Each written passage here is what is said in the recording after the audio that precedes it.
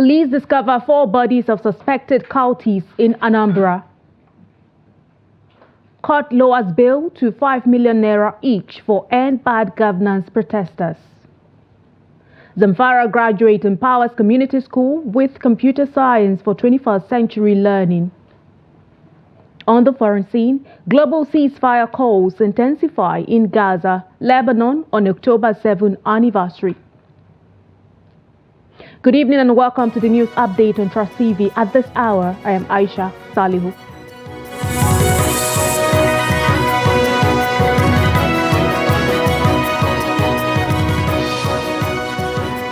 Thanks for joining us. Now the news in detail. We begin with matters of security, where police operatives in Anambra State say they have recovered 4 bodies of suspected cultists.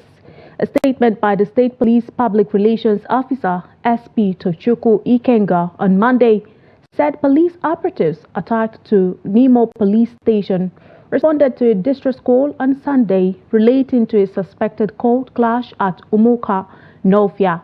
It said the operatives, upon arriving at the scene, found 4 lifeless bodies of young men in a pool of blood with suspected multiple gunshot injuries lying on the road.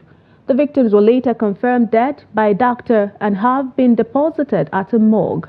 The statement said a joint patrol with operatives of the Special Anti-Cultism Squad has been intensified in the area.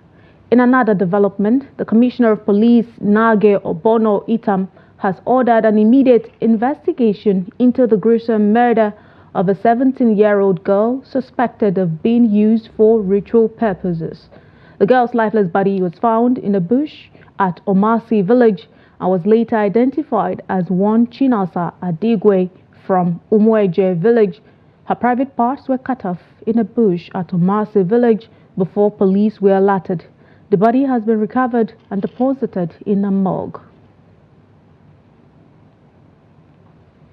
Less than 5 hours after the Inspector General of Police directed his men to vacate the 23 local government area secretariat of the state, suspected arsonists have set ablaze the council secretariat of Eleme local government area. A resident of Eleme said thugs wielding dangerous weapons invaded the council secretariat few hours after the IGP ordered policemen to vacate the LGA secretariat across the state and set the council secretariat ablaze. Rivers State Police Command Public Relations Officer SP Grace Eringe Koko is yet to speak on the incident.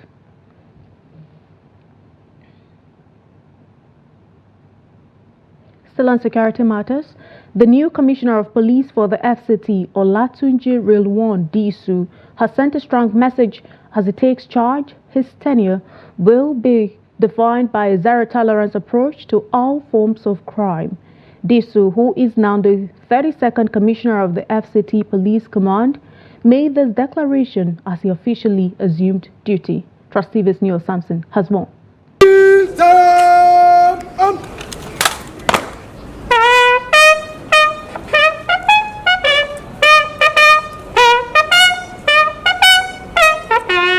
The new FCT Commissioner of Police, Olatunji Disu, aspires to bolster partnerships with local organizations, community leaders, and key stakeholders to enhance security across the capital. Speaking to the press, Disu emphasized that collaboration will be at the heart of his crime-fighting strategy during his tenure. I also aim to strengthen our partnership with the local organizations, community leaders, and other stakeholders. Together, we will foster that trust and collaboration on innovative strategies to address the security concerns that affect our residents. Your insight and feedback will be invaluable as we navigate these challenges together, and we will actively encourage feedback from members of the public to refine our approach. Olatunji Disu, the new Commissioner of Police for the FCT, has outlined key areas of focus for his tenure, aimed at ensuring safety across the capital. In addition to strengthening community partnerships, Disu highlighted priority areas that will be central to his strategy to make the FCT more secure.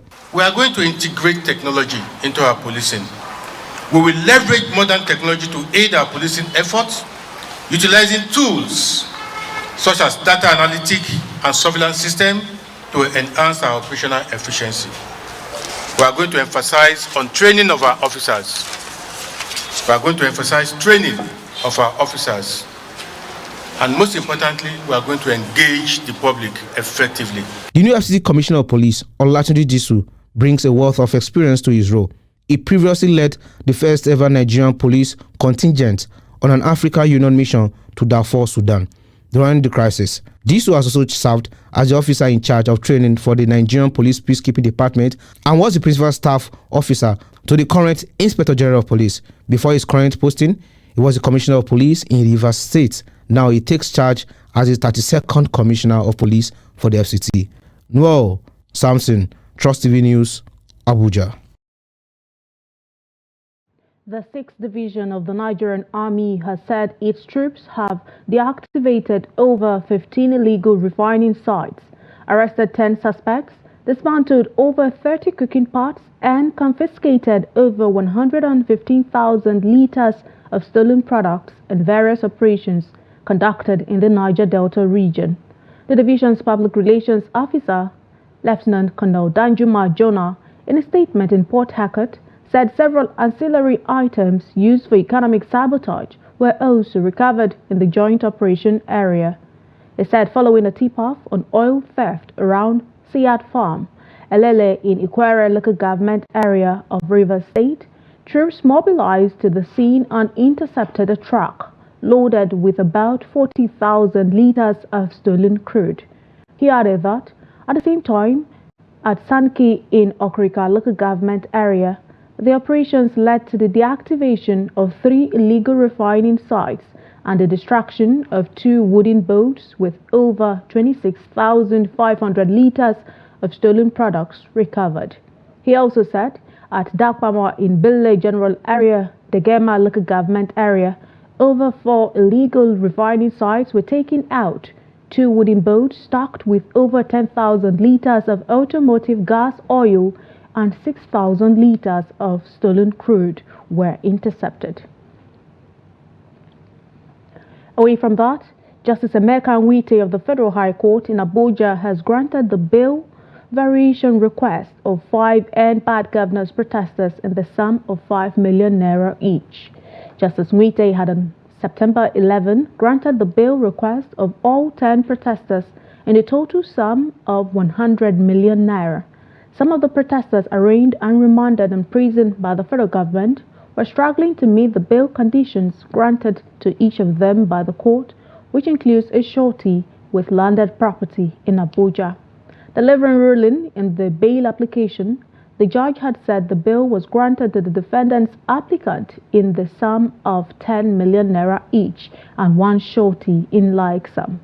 The defense lawyers, however, approached the court to appeal the bail condition for the sake of the 5 others who couldn't meet their requirements. Following the variation application by the defense lawyers, Justice Nwite granted the defendants bail in a total sum of 25 million naira for the 5 defendants who requested variation. He further stated that the surety must be a blood relative, specifically father or mother. If neither parent is available, other blood relatives within the jurisdiction will be allowed. A former senator, Dino Melaye, has been acquitted in the 12th and final case against him by the federal government. This lengthy legal battle began 6 years ago. Justice Silvanus Origi delivered the verdict at the FCT High Court in Maitama, clearing Melaye of 2 charges of providing false information concerning an alleged assassination attempt on his life in 2017. This legal saga began in February 2018 when Melaye faced accusations of falsely implicating Edward Onoja, the then Chief of Staff to Kogi State Governor Yahya Bello, in the assassination plot. Taking to social media platform X on Monday to celebrate the verdict, Melaye expressed his gratitude towards his legal team and emphasized his unwavering faith in divine justice. The Senior Staff Association of Statutory Corporations and Government-Owned Companies, an affiliate of the Trade Union Congress, representing employees of the National Agency for Food and Drug Administration and Control, has initiated an indefinite strike due to the unresolved promotion controversies and welfare concerns. Reports say the decision to strike comes after multiple meetings with NAFDAC management yielded no positive outcomes regarding critical issues affecting staff. According to a communique issued on October 4, 2024, the workers outlined key issues that remain unresolved, to include review of the 2024 promotion examination results, appointment of directors for public affairs and special duties, training institute placements for Northwest and Northeast extractions, and reform of promotion examination content.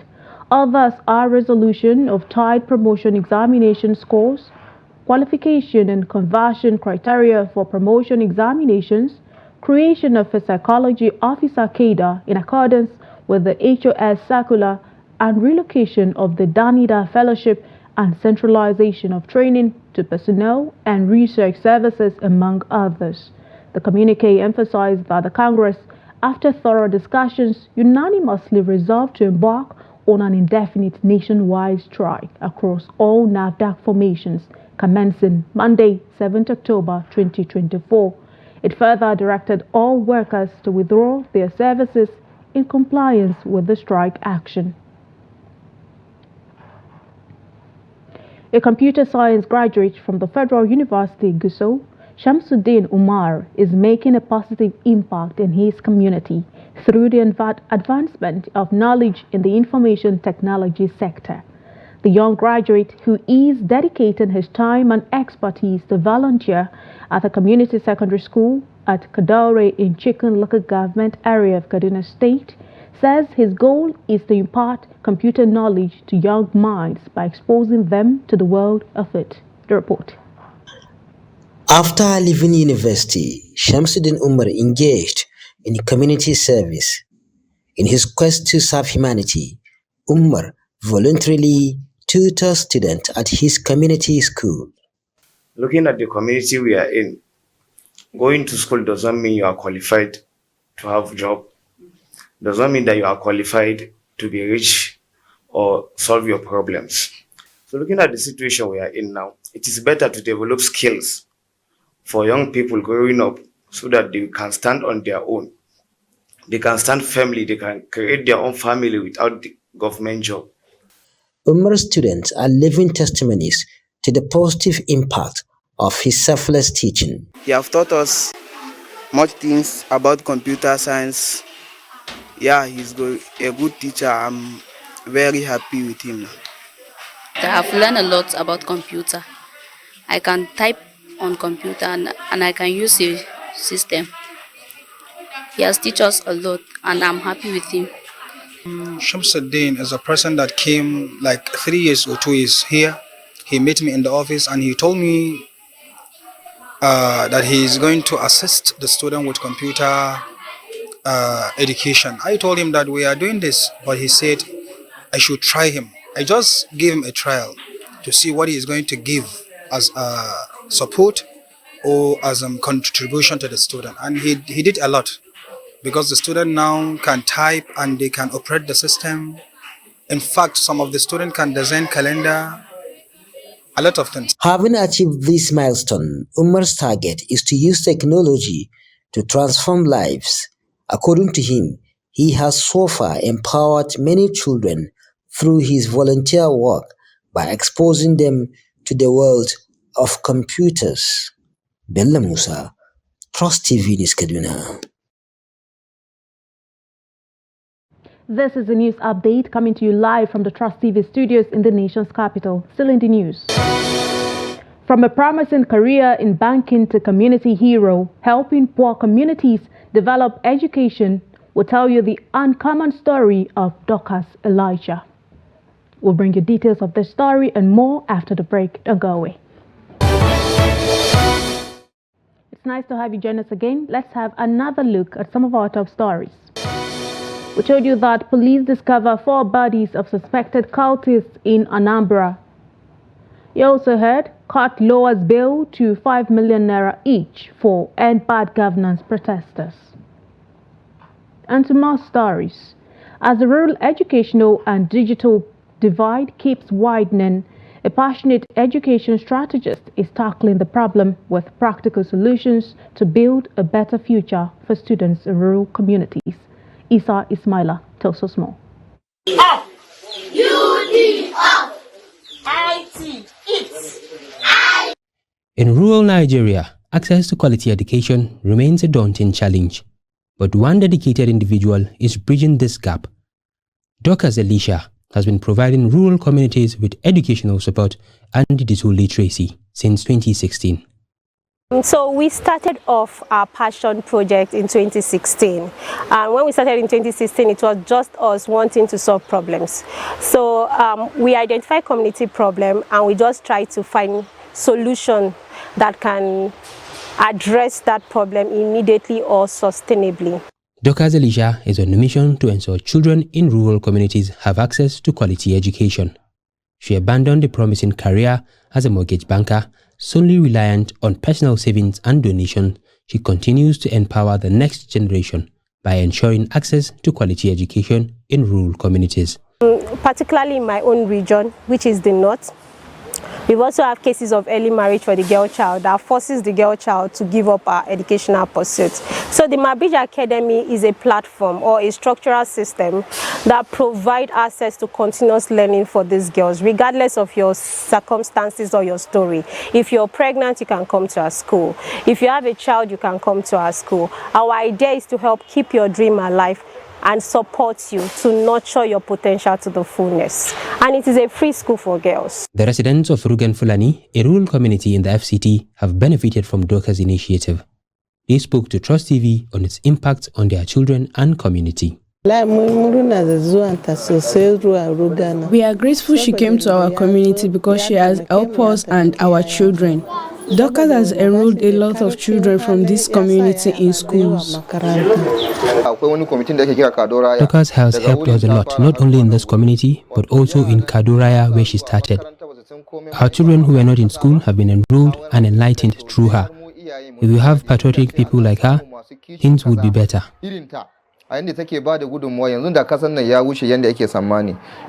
While Dorcas' approach focuses on community engagement, training teachers and mentoring students, she says she has made significant progress. Able to work across multiple states, including Ondo State, Taraba State, Abuja, Nasarawa State, Benue State. So we are present in all of those states, and we've done significant projects in terms of promoting educational equity. In terms of impact, we've been able to reach over 25 communities and directly impacted over 3,000 students.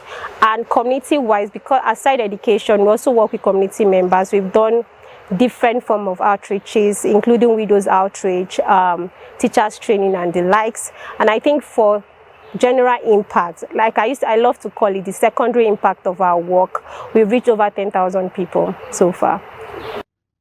Dorcas Elisha's dedication to tackling the entrenched challenges of rural education in Nigeria head-on makes her truly deserving of the Daily Trust's Unsung Heroes title. Isa Ismaila, Trust TV. And to developments in business, Dangote Oil Refinery is poised to process up to 400,000 barrels of crude per day over the next 2 months and will reach full capacity in the coming months. According to a cargo allocation list seen by Bloomberg, the massive plant in Lagos is set to receive approximately 24 million barrels of crude in October and November, signaling a shift towards utilizing more domestic supply. A London-based analyst at FGE, Ronan Hudson, said that the increased demand from Dangote could significantly tighten the West African crude market in the fourth quarter. Hudson noted that this could push Nigeria's crude exports below 1 million barrels per day due to the refinery's substantial intake. According to chairman of Engineers India Limited, the project management firm overseeing the facility, Vartika Shukla, the 650,000 BPD refinery is currently operating at 60 to 70% capacity, with expectations to reach full capacity within months. And to developments away from Nigeria, protesters gathered in dozens of cities on Monday to mark the first anniversary of the Hamas-led attack on Israel, as Israeli forces continue their operations in Gaza and Lebanon, raising fears of a wider regional war. In New Zealand, pro-Palestinian demonstrators who gathered on Monday outside Auckland's TVNZ public television demanding a ceasefire clashed with followers of the far-right fundamentalist Christian group Destiny Church. In Australia, crowds gathered outside the country's largest mosque in Lakemba, a suburb of Sydney, before an afternoon rally. People in Pakistani cities also held rallies and demonstrations to express solidarity with Palestinians on the first anniversary of Israel's genocidal war on Gaza. A memorial event was also held on the Indian capital, New Delhi, as dozens of participants sang songs and raised slogans against the war in Gaza. In the Indonesian capital, Jakarta, more than 1,000 pro-Palestinian protesters gathered outside the U.S. Embassy on Sunday, demanding that Washington stop sending weapons to Israel. In Morocco, tens of thousands of protesters gathered in the capital, Rabat, waving Palestinian flags and calling to break off diplomatic ties with Israel, with the kingdom normalized in 2020. At the Vatican, Pope Francis called for an immediate ceasefire in Gaza and Lebanon, warning of the risk of an even larger war. Still on the foreign scene, Rwandan health authorities have begun a vaccine study against Marburg. The U.S. nonprofit Sabin Vaccine Institute said it had entered into a clinical trial against agreement with the Rwanda Biomedical Center. The East African country declared an outbreak on Marburg on September 27. Per the approved protocol, approximately 700 high-risk adults will be dosed at 6 clinical trial sites.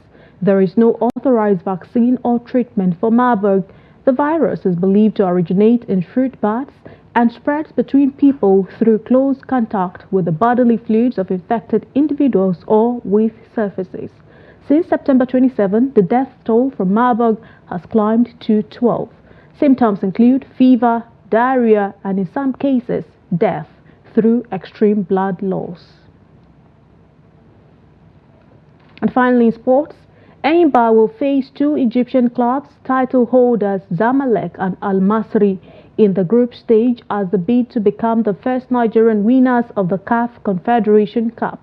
Mozambican team Black Bulls complete Group D after the draw was made at the Confederation of African Football offices in Cairo on Monday. Anambra have been the most successful Nigerian club in CAF competitions, winning back-to-back Champions League and Super Cup titles between 2003 and 2005.